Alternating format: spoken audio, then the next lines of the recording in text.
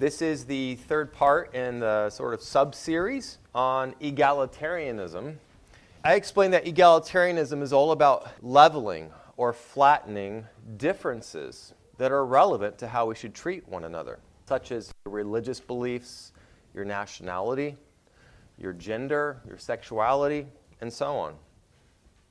In last week's sermon, I argued that the Christian doctrine of the image of God is the only one that can really make sense of why we should view all human beings across the globe as having a kind of equality.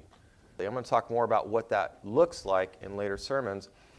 But I suggested to you that non-Christians can't really make sense of their faith in human equality or their faith that all people should have the same rights. In order to illustrate this, I said that they would have to check 4 boxes. They would have to identify some trait that all humans have. That's box 1. That's had only by humans, that's had in equal measure, and that's relevant to why everyone should have all of the same rights. Well, if you thought about this at all over the last week or two, you might have come up with one possible explanation. Reason. This is, in fact, the standard explanation that was given in the Enlightenment and continues to be given by secular thinkers. So today, I want to engage this and to help you see why it's so important to so many of the issues that we're facing today. So let's start with box number 1. Is reason something that all humans have? It's doubtful, according to most, that preborn humans or newborn humans are rational yet. And the reason is because most people think that rationality involves the ability to use language. And they can't speak yet. This is, in fact, why secular thinkers support abortion, and in some cases, infanticide. They expressly state that newborns and preborns are not rational. They're not rational persons yet. A similar problem affects adults who lose reason at some point in their life due to brain injuries or neurological diseases like dementia. Think about people who are in a persistent vegetative state. There are all sorts of mental conditions where people have just lost their ability to reason. And this is also why some of these thinkers support euthanasia. So what about box 2? Is reason unique to humans? If we define it in the narrow sense as, say, the ability to calculate or to debate ideas, then the answer is yes. Okay, animals can't do that.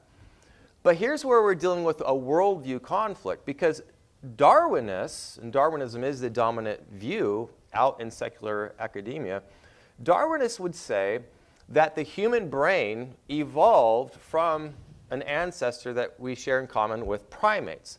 And therefore, modern primates have a kind of rationality. It differs in degree from ours, but not in kind, okay? They don't believe we're made in God's image.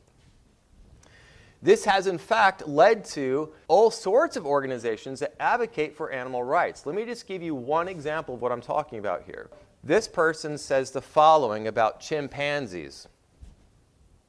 Chimpanzees possess sophisticated cognitive abilities that rival those of human children. These capabilities are undeniable evidence of their advanced intelligence, underscoring the ethical imperative to treat them with respect, chimpanzees, with respect and dignity. He says, granting chimpanzees legal rights is a recognition of their inherent worth and a step towards a more just and ethical society.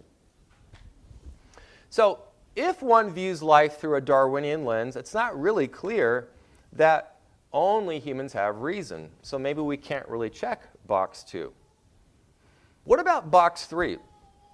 Is reason something shared equally, in equal measure, by all humans? Okay, this is in some respects the most important point I want to stress this morning. The answer is clearly not. I've already given some examples. We talked about preborns, newborns, adults who've lost that capacity. There are numerous profound differences in people's ability to reason. When I say that people are not rationally equal, I don't just mean in terms of their IQ. You guys know about IQ tests? 100 is an average IQ. You have some people that are at 276, okay, well beyond double that, right? You have others who are down into the 50 range. So that's pretty huge difference in terms of IQ. But the IQ tests really only assess one aspect of intelligence. The IQ test was invented in the early 20th century, and it was biased towards what we now call the STEM fields, okay? Science, technology, engineering, and mathematics.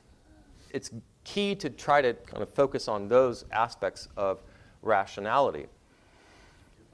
But traditional thinkers, both in antiquity and in the Christian tradition, would have said that our IQ tests are way too narrow in what they're trying to assess. To see why, think about one of these raving far-left women on TikTok who fell ill to Trump derangement syndrome last year. You know, the ones with blue hair and all the rest. And they film themselves flying off in an illogical, hysterical, profanity-laced rant, confidently asserting all sorts of things that are completely absurd, easily falsifiable. These women are embodying a kind of irrationality, and this is quite common now today. But what's interesting is that some of these same people have degrees in STEM. They're computer programmers, for example, engineers. What does this mean? Well, it means that rationality has to take on lots of different meanings than just the ability to do math. I'm going to introduce you today to how Christian thinkers historically thought about reason, about rationality, and how it's relevant to us in our own sanctification, in the way we think about society. There are three words that I'm going to introduce you to and explain them. Theoria, phronesis, and techne. These are three forms of rationality that were identified in the classical age and that were continued on in the Christian tradition. In the Middle Ages, Reformation, Renaissance. The highest form of rationality was called theoria. It's the word from which we get theory. Theoria is often translated in English as contemplation or understanding. I'll use the term understanding here this morning. And this really means something more like philosophical understanding. Understanding the answers to life's biggest questions. Questions about God, about nature, about man, about our origins, our nature, our destiny, about where we came from, why we're here, what happens to us after we die, and how we should live in the meantime. Those are all objects of theoria, of contemplation, of understanding.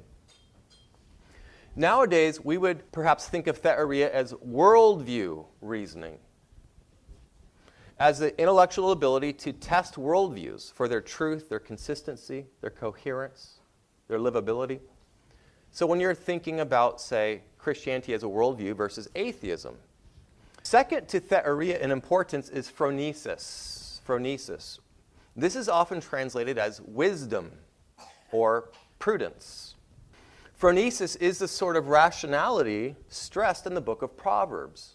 Instead of speaking of the wisdom of Solomon, you could just as well speak of the phronesis of Solomon.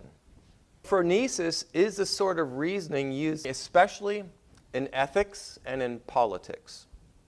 It's reasoning about how we ought to live. It's by phronesis that we are able to rule ourselves, self-government, and by which we are able to rule others. So parents are using phronesis to govern their children, to raise up their children, and rulers are using it to govern citizens. To summarize these two types of rationality I've covered so far, theoria is about forming the correct worldview, and phronesis is about living the correct life. Theoria is about ideas, and phronesis is about applying those ideas to our attitudes and our daily decisions. Both are essential and inseparable, but understanding is more important than, not more important perhaps, but more basic than wisdom. Here's why. Wisdom is the knowledge of how to live well. But you cannot know how to live well unless you know what it means to be human. But you can't know what it means to be human unless you know God. And this is why, historically, theology, knowledge of God, was considered the highest form of theoria, the pinnacle. It was called the queen of the sciences. God is a source, an explanation of both man and the universe. And so a coherent knowledge of the humanities and of the natural sciences requires knowledge of God. I now want to turn to the third and final form of rationality, techne. It's the word from which we get technology. This is a sort of reasoning used in STEM, in the STEM fields. What's interesting is that this was considered the lowest form of rationality by the great Greek thinkers and by the Christian tradition. This is going to strike the modern mind as completely backward. We've totally reversed this. We now think that the natural sciences are the supreme form of rationality, followed secondarily by the human sciences, and then under that, the lowliest and least rational science of all, theology, which is not even considered a science anymore. It's not considered a legitimate means of knowing. It's just like, a feeling. But this is the modern view of rationality. This is how so many of us have been taught to think as a result of the Enlightenment. This is due to a secular worldview and way of life that replaced the Christian one. According to secularism, humans are not God's image bearers. We are not created, designed to know God or to take dominion over the earth as his vice-regents. Rather, in the Darwinian view, we're just highly evolved organisms whose chief needs are to eat and to mate. According to Darwinism, the human brain is just an instrument for survival, for self-preservation, for hunting, for gathering, for reproducing. Contrary to Christianity, we do not exist for a higher order end of understanding God or for living before him or worshiping him with our minds. We are not meant, in other words, to acquire understanding and wisdom.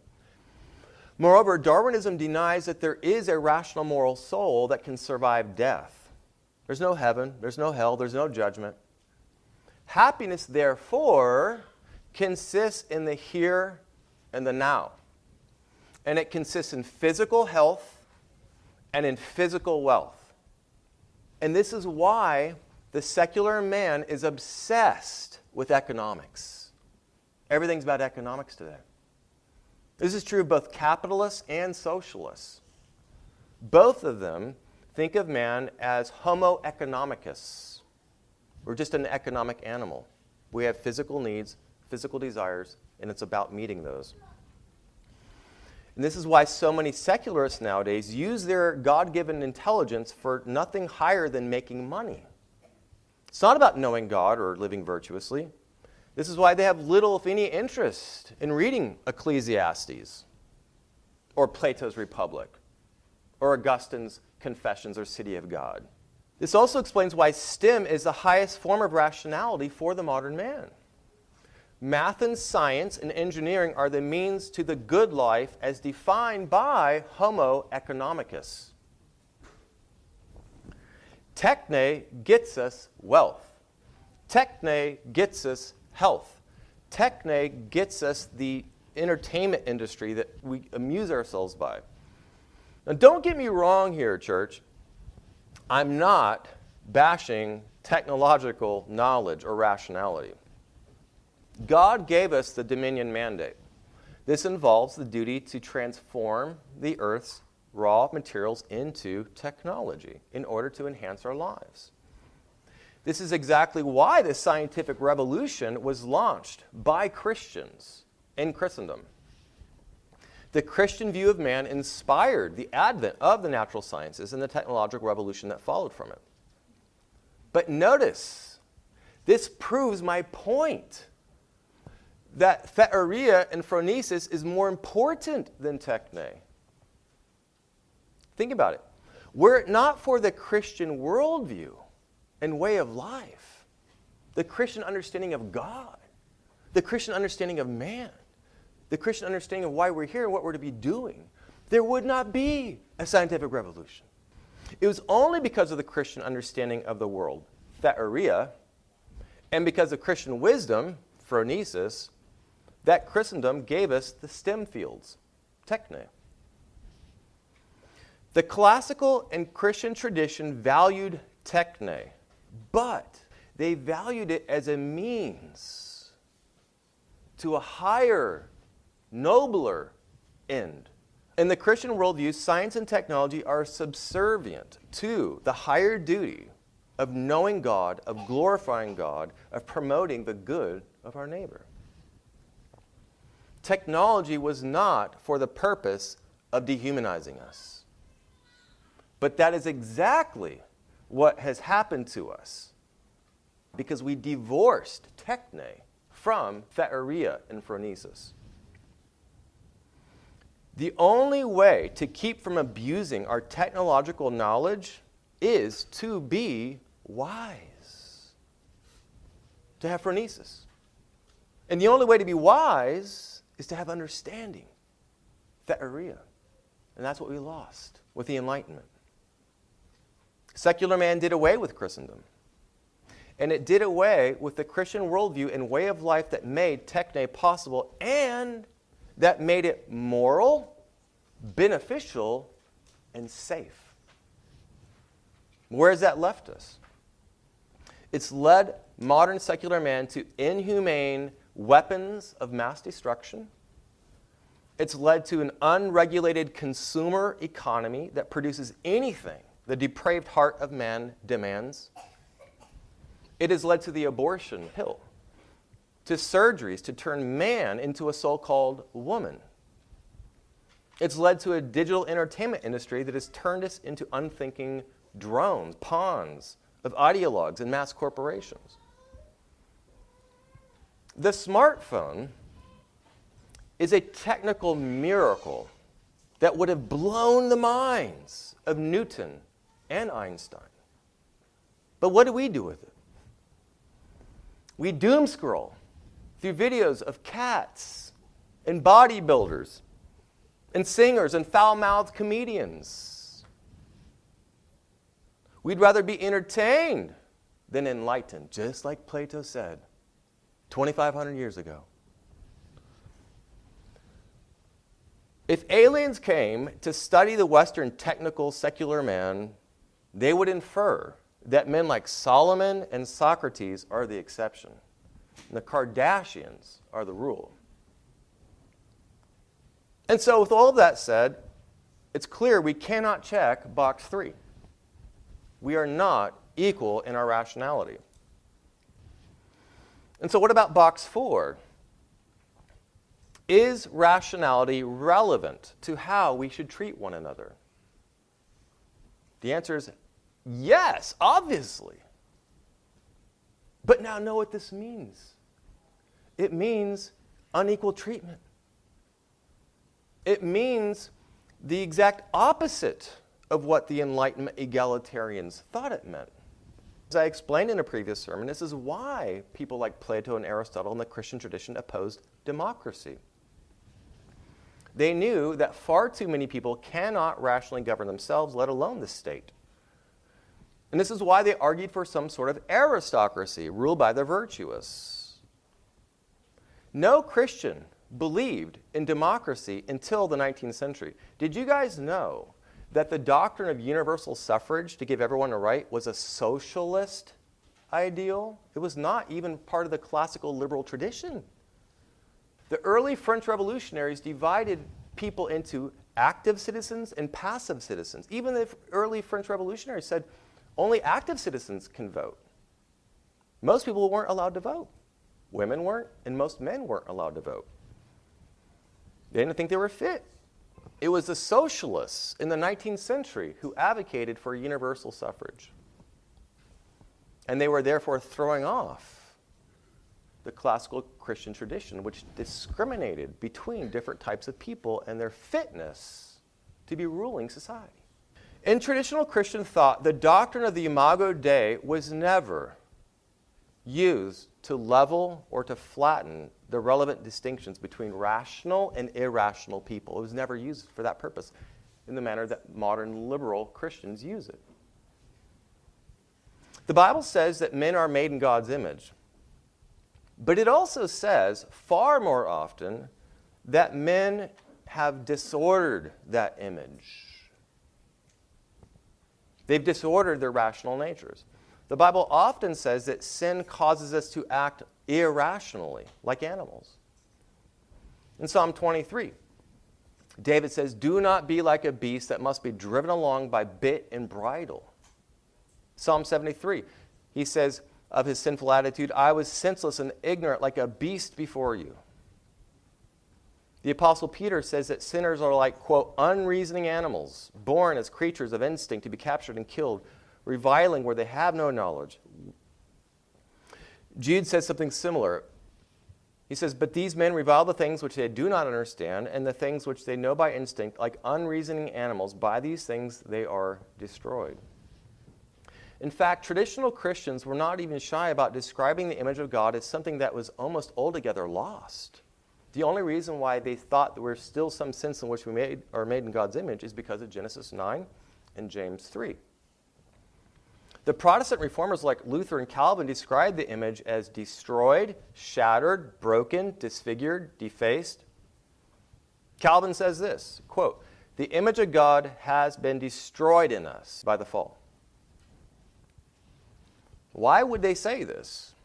Well, one reason is those verses I just cited above, along with many others like them, which describe the sinner as debased and dehumanized. It's hard to read these verses and to think that we're still imaging God. But the second reason, and the more important one, is that the Bible expressly states that something about the Imago Dei was in fact lost. In Colossians 3:10, Paul says that Christians have, quote, "put on the new self who is being renewed to a true knowledge according to the image of the one who created him," according to the image of God. We're being renewed unto the image of God as Christians. The Greek word here for renewed means to be restored to an original condition. Just down the street from my house is a place that restores old cars. And I drive past it every day on the way to work. And I'll see these old cars from the 50s, 60s, 70s rolling in. They look terrible. Busted, dilapidated, rusted out. And then weeks later, I see them coming right back out looking like they're fresh off the assembly line. That's restoration, being restored to their... The Bible describes sanctification as the renewal of the sinner unto the image of God. That does not make any sense, though, unless something needs to be renewed. There's something about us that needs to be renewed. There's something that's been corrupted, something that we've lost. In Ephesians 4:20, Paul says this, "You did not learn Christ in this way, if indeed you have heard of him and been taught in him, just as truth is in Jesus, that in reference to your former manner of life, you have laid aside the old self, which is being corrupted in accordance with the lust of deceit, and that you are being renewed," there's that word again, "that you are being renewed in the spirit of your mind, and that you have put on the new self, which in the likeness of God has been created in righteousness and holiness and in truth." Calvin says this about these two passages. "Since the image of God has been destroyed in us by the fall, we may judge from its restoration what it originally had been." Paul says that we are transformed into the image of God by the gospel. And according to him, spiritual regeneration is nothing else than the restoration of the same image. Calvin goes on to say that the original image of God in Adam consisted chiefly in his intellectual and moral virtues. Calvin writes, "He made this image to consist in righteousness and true holiness. This appeared when Adam was endued with a right judgment, had affections in harmony with reason, had all his senses sound and well regulated, and truly excelled in every good thing. Throughout his Institutes, Calvin regularly follows the Christian tradition of dividing the human soul into a rational and sub-rational part called the desires or passions. It's by reason, the intellect, that we are to know the truth about God, about ourselves, about how we're to live. And this is what we call theoria and phronesis. Calvin is saying, or rather the apostles implying, that these highest forms of rationality were part of the image of God. The ability to use them, these powers, were part of the original image of God that have been degraded in us. Man, through the fall, has lost the proper use of these faculties, these powers of higher order thinking.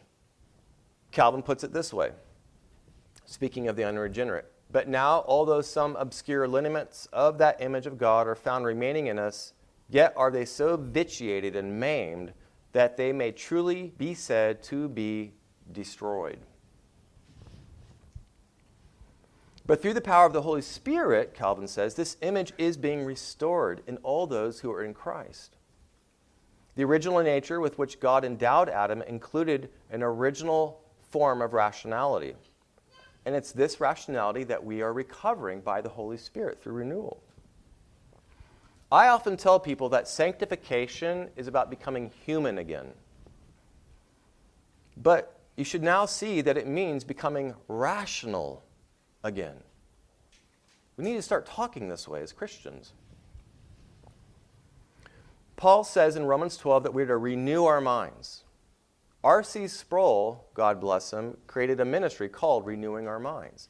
Why? Because he got this. This is part of our Reformed tradition. The Reformed tradition is known for having a robust view of the life of the mind. This is the thing that excited me about it when I first discovered it. Paul's not just talking about getting true beliefs and a right attitude towards life. That's certainly part of it. He's talking about the whole of our minds, the totality of our reason, about our ability to think logically. To think logically. That's a God-given virtue. That's a duty. That's an optional, guys. To think consistently, coherently.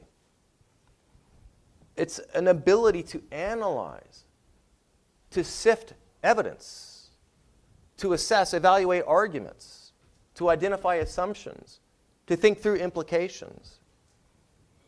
Sanctification is about the renewal of our rationality in all of its forms. Understanding, wisdom, and scientific know-how. Does this mean we're all to become Christian versions of Aristotle? No, it does not. And let me be clear about that. But it does mean that we need to become more reflective, more contemplative. We need to put down our devices and start reading. Some of you might struggle with reading. Fine, listen to something. Get some books and listen to them. This is your duty. Don't just read a Bible verse. You need to renew your worldview. This is sanctification of the mind. We need to cut back on entertainment and spend more time reading men like C.S. Lewis, for example. And then discussing what we're reading. This is important. To discuss what we're reading with our families, with each other, with the church. And we need to look to Christian models of rationality and then imitate them. It's not any different from the way that you look to professional athletes. It's not any different from the way you might look to a musician or an entertainer or a craftsman to imitate their virtues. We're called to love God with all of our minds. We're to take every thought captive in obedience to Christ. We're to see the whole of our experience under the light of God's truth. All truth is God's truth. It all hangs together in a seamless, beautiful web of mutually reinforcing strands in a vast system of truth. Whether those are truths about history, literature, math, science, psychology, economics, law, politics, art, music, entertainment, I've found from experience that the further and deeper you go into the system of God's truth, the more you are able, as Van Til said, to think God's thoughts after him. The more you will be able to make sense of your experience. The clearer and more confident and more courageous you will become. Now, some of you may be thinking, this sounds really hard, Brad. Yeah, but that's true of every skill worth acquiring, is it not? Can you think of one more important than this? To be rational? The ability to reason well about the most important matters is a skill, and it's acquired by practice, for sure. And it takes time and effort. You guys, there was a time when I did not have this ability. 8th grade was the last I finished. I did not go to high school. I barely got my GED. I got the lowest possible score, I think, and passed. If you had known me when I was 19, you would have thought I was a ding-dong, okay? I could not think. I then became a Christian, and I picked up the Bible. I found it very hard to understand, but I loved it, and I kept going. And then I would evangelize on the campuses. People would say all these really heavy, heady things I didn't know about. And so I started to read. One thing led to another. And then I got to the point to where I was reading harder books. And I was spending time in the minds of these great Christian thinkers. And guess what happened? I started to think like them.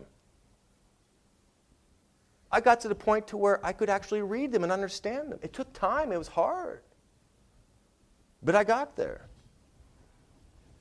And you can too. A big part of it for me was not just reading those guys, but being in a community of people who were reading and talking with them, discussing these things. That's iron sharpening iron. Reason sharpening reason. I want to encourage you parents here this morning to make this a goal in the way you parent your kids. Stimulate them to a reflective, contemplative life early. When you're catechizing them, don't just have them memorize. Talk about what they're memorizing. Get them thinking. How in the world are they going to engage culture for Christ if they can't think? If they don't have a well-formed worldview and the wisdom to navigate this crazy, crazy world? For you young men and women here today, get going on this now while you still have time. It becomes a lot harder once you get a family with a full-time career. You don't have as much time. Take advantage of the freedom you have right now to pick up and read. When you're driving to work, get some good books and start listening. Renew your mind. And it's not too late for those of you who are older. Truly, one of the most encouraging things that's happened to me since I've been here is watching Travis, not to put you on the spot, Travis, but watching Travis embrace the life of the mind. Over the last several years, he's committed himself to reading the great books and to thinking more deeply about much higher things. And he testifies to how this is transforming him, transforming the way he parents, the way he loves his wife, the discussions they have, his ability to think through the culture. You are made in God's image.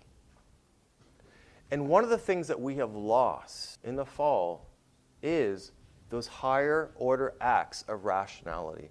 We're not homo economicus. We are made to know God, to know His world, to know ourselves. and to govern ourselves rationally in light of that. And that's going to take work, but man, is it worth it.